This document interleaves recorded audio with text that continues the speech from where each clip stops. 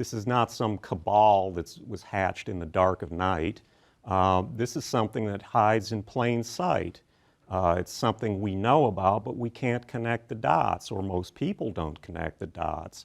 It's kind of a natural evolution when so much money and political control is at stake in the most powerful country in the world.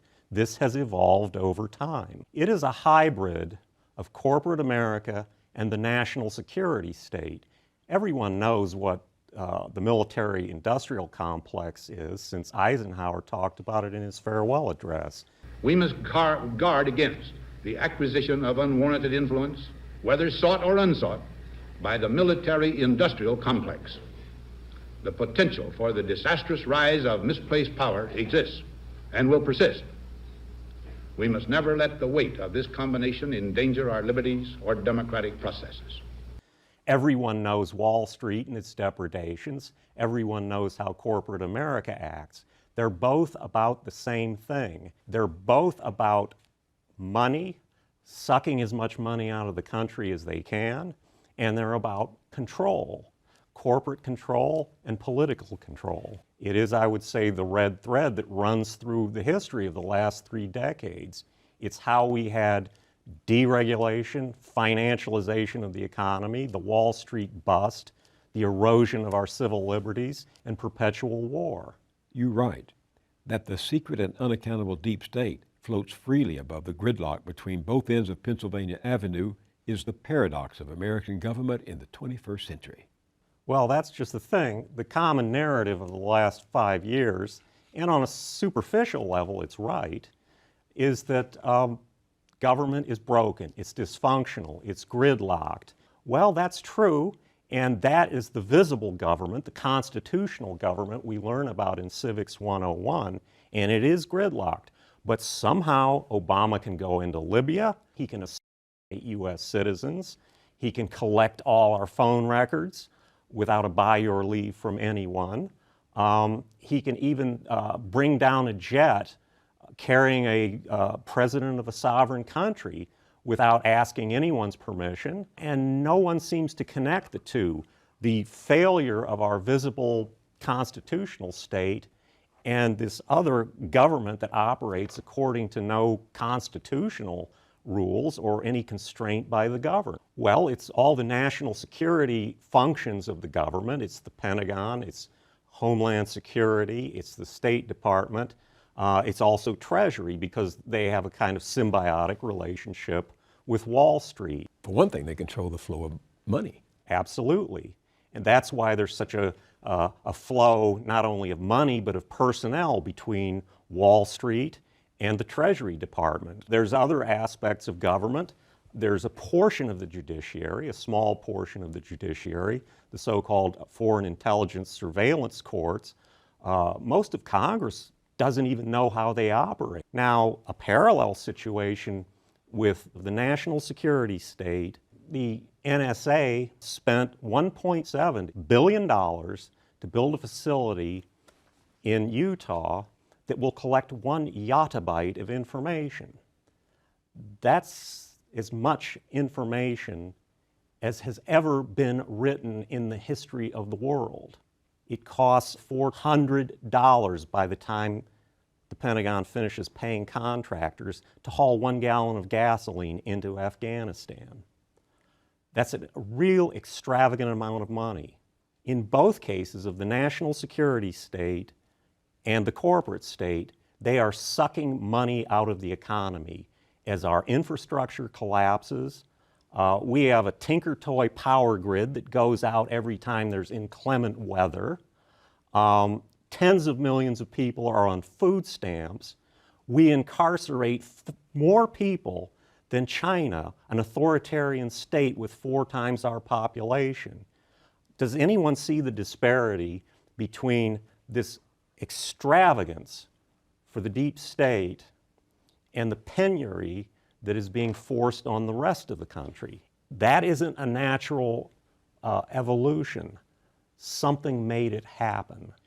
We're having a situation where the deep state is essentially out of control, it's unconstrained. We have built the equivalent of 3 Pentagons around the DC metropolitan area holding defense contractors, intelligence contractors, and government civilians involved in the military-industrial complex.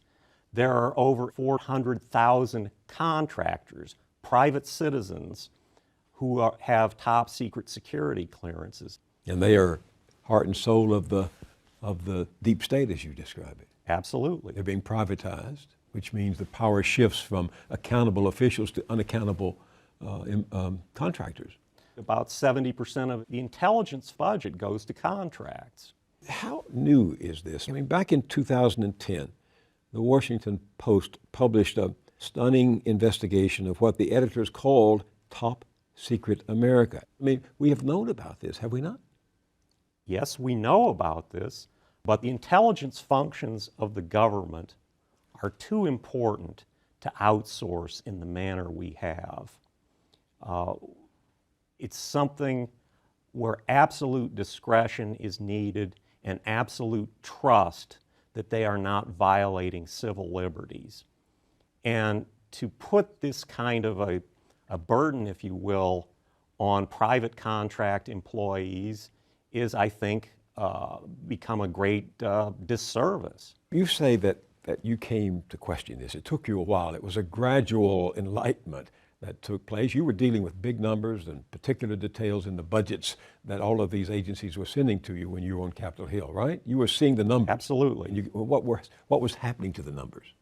At the end of 2001 is we appropriated a lot of money, and it didn't seem to be going to Afghanistan, the proximate source of attacks. It seemed to be going to the Persian Gulf region. And I said, what's going on here? Saddam Hussein didn't bring down the... So the little light went on. And I began to sort of disenchant myself from the normal groupthink that tends to take over in any organization. Groupthink. At some point in your essay, you talk about how groupthink drives the deep state. It absolutely does, just as it tends to drive any bureaucratic organization. What do you mean by groupthink? Well, the psychologist Irving Janis called it groupthink. It's a kind of assimilation of the views of your superiors and your peers. It's becoming a yes man. And in many respects, it's an unconscious thing. I remember what Upton Sinclair once said, it's difficult to get a man to understand something when his salary depends on him not understanding it. That is certainly a part of it. Wall Street is perhaps the ultimate backstop to the whole operation because they generate so much money that they can provide second careers for a lot of the government operatives. They're going to make more money than they ever dreamed they would on Wall Street.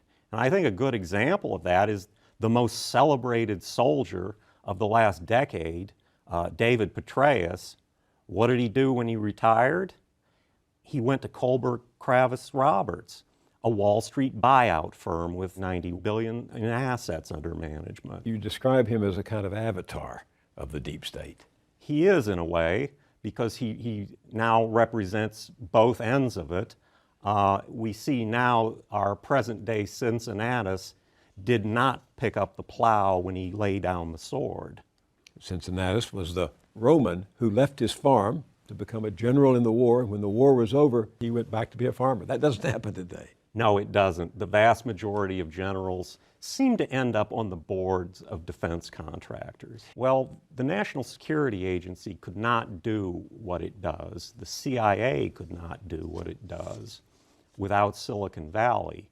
Now, Silicon Valley, unlike the defense contractors, mostly sells to private individuals and to companies. It's not a big government vendor. However, its services are necessary, and de facto, they have become a part of the NSA's operations.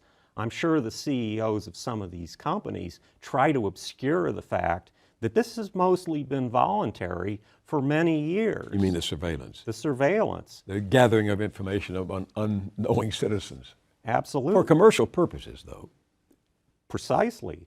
They've done it themselves, and they've assisted the NSA through a FISA court order, Foreign Intelligence. Foreign Intelligence Surveillance Act. So this has been going on for quite a while, yet now, like Inspector Reynaud, they are shocked to find out. A big pretense about being libertarians and believing in the rugged individualism and so forth, but they've been every bit as intrusive as the NSA has been in terms of collecting your data for commercial purposes rather than so-called national security purposes, but they're in it just as heavily as the NSA is.